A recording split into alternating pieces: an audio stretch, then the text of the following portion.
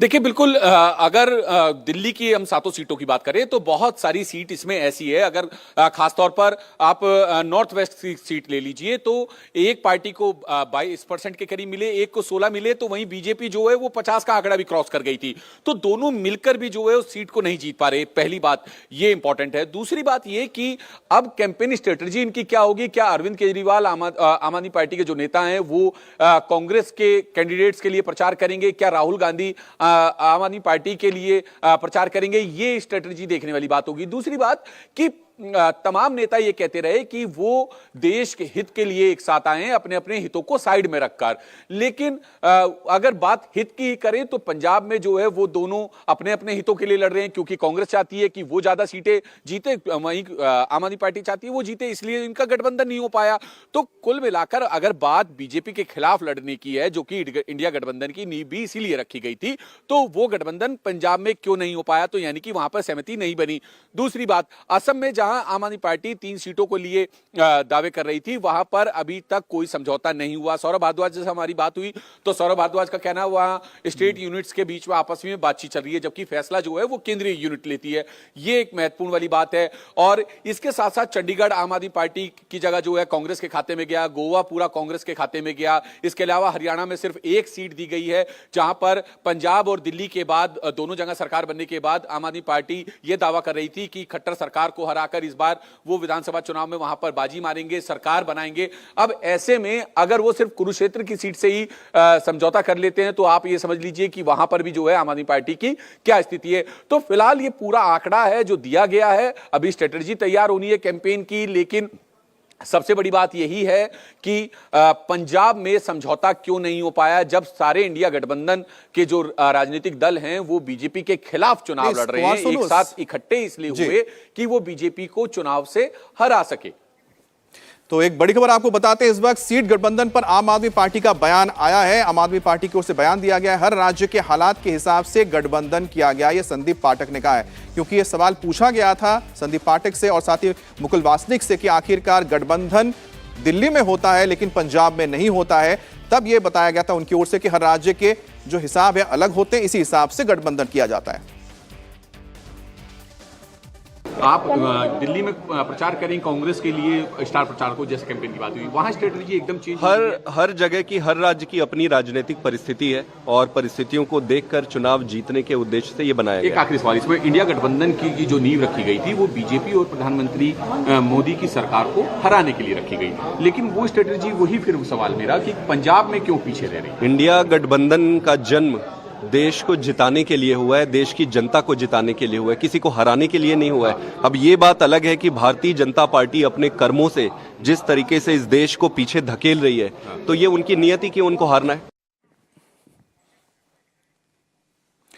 तो यहां पर आपने सुना कि किस तरह से कुमार सोनू बता तो ये रहे कि हर जो राज्य होता है उसके अपने अपने डायनेमिक्स होते हैं, उसके हिसाब से ही सीट शेयरिंग होती है। लेकिन बड़ा सवाल तो यह है कि अगर पंजाब में दोनों पार्टियों के कार्यकर्ता साथ में नहीं आ रहे तो उनको ऐसा क्यों लगता है कि दिल्ली में आ जाएं, क्योंकि दिल्ली में तो विरोध के सुर लगातार थे जब यह बात चल रही थी कि दोनों पार्टियां साथ में आएंगी। तो पहले एक बार ग्राफिक्स पर नजर डालते हैं, उसके बाद कुमार सोनू हम आपसे बात करते हैं।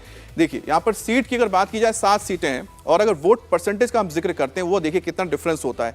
करीब करीब 56.5% वोट बीजेपी के खाते में गए थे और अगर 2014 से आप तुलना करेंगे 2014 में बीजेपी के करीबन 45% यहां पर वोट आए थे। वहीं अगर आम आदमी पार्टी की बात करते हैं 2019 में 18% इनको वोट मिले हैं और 2014 की बात करते हैं तो बहुत ज्यादा थे, 30% से ज्यादा थे। और कांग्रेस जो 2019 में करीब 22.5% यहां वोट लेकर आई है, 2014 में 15% वोट थे। लेकिन 2019 में उलट यह हुआ कि कांग्रेस का वोट परसेंटेज बढ़ा, लेकिन आम आदमी पार्टी जिसकी दिल्ली में सरकार थी उसका वोट परसेंटेज 30 से घटकर 18 तक आ गया, 30 से ज्यादा हुआ करता था। और अगर मिला दिया जाता है फिर भी आप देख सकते हैं 40% ही वोट आ रहे हैं और बीजेपी के 56% वोट को वो नहीं मुकाबला कर पा रहे हैं। अब देखिए कि हम अलग अलग सीट को दिखा रहे हैं। अब चांदनी चौक का हम जिक्र कर लेते हैं। अब चांदनी चौक में 53% वोट बीजेपी के खाते में आए, आम आदमी पार्टी के 14% और यहां पर 29%, लगभग 30% इसे पकड़िए, 15% पकड़ लीजिए। उसके बाद भी कहीं ना कहीं 15% से ज्यादा की कमी आ रही है। अगर दोनों को मिला भी दिया जाता है तो चांदनी चौक के हालात ये बताते हैं। वहीं एक और सीट हम देखते हैं जिस सीट में हम देखेंगे कि आखिरकार वहां पर क्या समीकरण बनते हैं। अब हरियाणा का आप देख लीजिए। हरियाणा में अब क्या है कि कांग्रेस अब अंबाला, सिरसा, हिसार करनाल, सोनीपत, रोहतक, भिवानी, महेंद्रगढ़, गुरुग्राम और फरीदाबाद, ये सीट है जहां पर चुनाव लड़ेगी।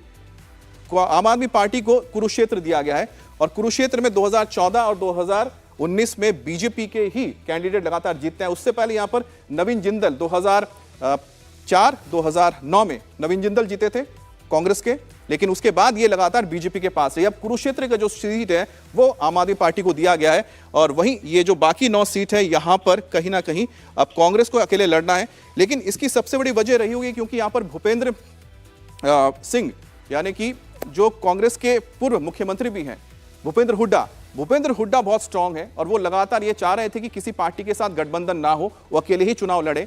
लेकिन जो समझौता जो हुआ है शायद सेंट्रल लीडर्स की ओर से, इसी वजह से सिर्फ एक सीट यहां पर दी गई है। हालांकि पहले बात हो रही थी कि इनमें से दूसरा कोई सीट मिल सकता था। सिरसा जो सीट है, ये सिरसा की सीट बात हो रही थी कि आम आदमी पार्टी चाहती है उसको मिले, लेकिन सिरसा की सीट आम आदमी पार्टी को नहीं मिली है। उसके जगह पे कुरुक्षेत्र की ये सीट दी गई है। तो ये है हरियाणा का लेखा जोखा। और गुजरात में अगर बात की जाती है कांग्रेस की, तो आम आदमी पार्टी के लिए जिन 2 सीटों पर चुनाव लड़ने का अब मौका मिला है उसमें से एक भरूच और दूसरा भावनगर है। लेकिन भरूच सीट को लेकर कांग्रेस में विरोध भी सामने आने लगा है। अहमद पटेल का परिवार भरूच सीट आपको दिए जाने से नाराज है और अहमद पटेल सोनिया गांधी के पूर्व राजनीतिक सलाहकार थे। अहमद पटेल की बेटी मुमताज पटेल ने कहा है कि हजारों जमीनी कार्यकर्ताओं का दिल इससे टूट जाएगा अगर ये सीट आम आदमी पार्टी को चली जाती है कांग्रेस के खाते से।